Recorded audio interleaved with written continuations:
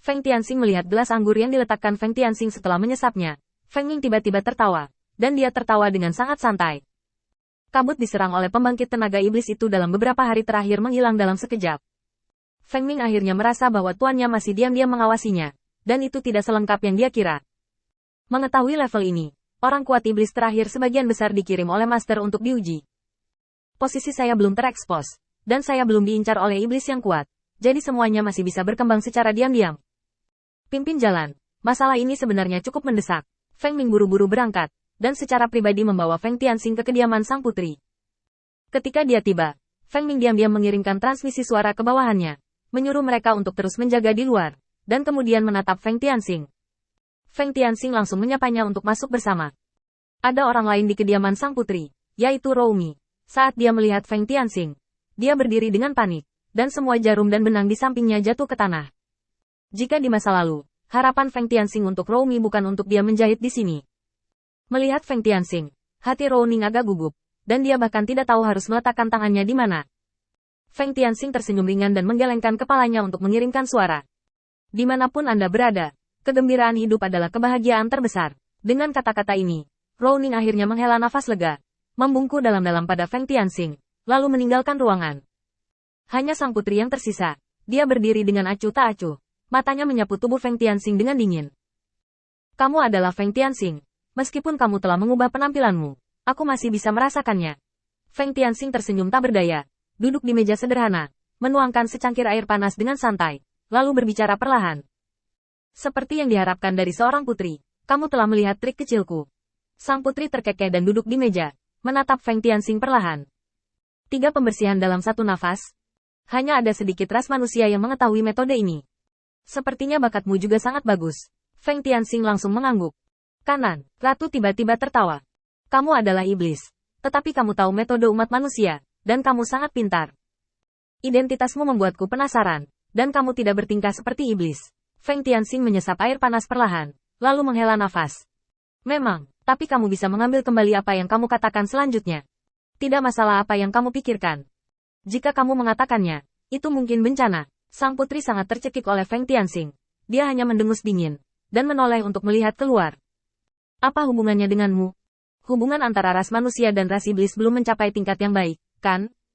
Atau apakah kamu menggunakan mereka? Atau mereka menggunakanmu, dan kamu bersedia? Sebelum Feng Tianxing dapat menjawab, sebuah tinju telah melewati Feng Tianxing dan langsung mengenai sang putri. Feng Tianxing dengan tenang mengangkat tangannya untuk memblokir tinju Feng Ming. Energi yang meluap mengaduk awan debu di tanah. Tuan, dia memfitnahmu seperti ini. Aku tidak akan mengizinkannya. Feng Tianxing menarik tangannya dengan acuh tak acuh, dan terus menatap sang putri dengan tatapan menang. Kamu lihat, apa yang aku katakan tidak buruk. Bagus kamu tahu beberapa hal di hatimu. Jika kamu mengatakannya, kamu akan dibunuh. Sang putri mendengus dingin, dan menoleh langsung, dengan kemarahan yang tak tertahankan di matanya. Feng Ming, kamu keluar dulu. Beberapa hal akan lebih baik jika aku berbicara dengannya sendirian. Feng Ming meninggalkan ruangan dengan kepala tertunduk, tetapi ketidakpuasan sudah muncul saat ini. Sebagai ras manusia, sebagai kubu yang teguh melawan ras iblis, Feng Ming benar-benar merasa sulit untuk menerima keberadaan ras iblis semacam itu. Bahkan jika dia berada dalam tubuh ras manusia sekarang, dia tidak bisa menyembunyikan perilaku ras iblis yang terungkap dalam tindakannya sehari-hari. Itu adalah ketidakcocokan yang mendalam. Sudah merupakan kebaikan yang besar bagi Feng Ming untuk membiarkannya tinggal di sini. Tetapi dia berani bersikap tidak hormat kepada tuannya. Dia juga terlihat seperti dia tahu segalanya. Sombong dan sombong, menjijikkan.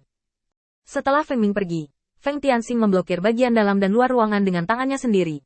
Berpikir sejenak, lalu berbicara. Tampaknya pikiran Ratu cukup aktif baru-baru ini. Aku ingin tahu apakah kamu telah mempertimbangkan masalah yang sangat praktis. Kemana lagi kamu bisa pergi selain ke sini? Jika saya tidak salah, tempat manapun selain di sini akan mendorong Anda ke latar depan sesegera mungkin, dan menggunakan identitas Anda untuk mencari keuntungan dan hak bagi mereka. Lagi pula, Anda hanyalah identitas boneka, jadi jika Anda mau, saya dapat membantu Anda memulihkan tubuh iblis Anda, tetapi itu tidak terlalu memengaruhi saya. Selain poin ini, saya harus mengingatkan Anda bahwa sejak terakhir kali Galo menggunakan nama Anda untuk menciptakan momentum, sekarang banyak iblis yang ingin Anda mati dengan cepat, terutama yang terbunuh karena perintah Galo. Telah menderita kerugian, Anda harus menimbangnya sendiri. Jia Luo langsung membagi saya menjadi wilayah seluas 300.000 mil.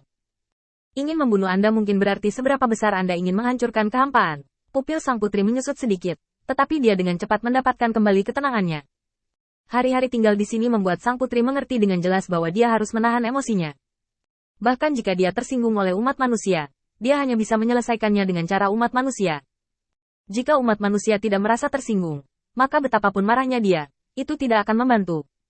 Kesabaran sudah menjadi bagian dari keseharian sang putri.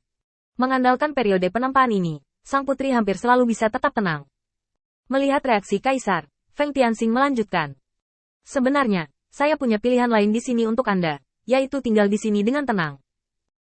Segera setelah itu, ketika Anda dibutuhkan, ketika Anda dapat mengandalkan identitas Anda sendiri dan melangkah ke panggung sejarah, saya akan tetap menjadi Anda.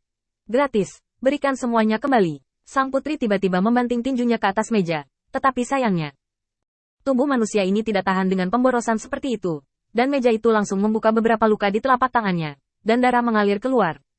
Dia hampir memelototi Feng Tianxing. Apalagi yang kamu mau?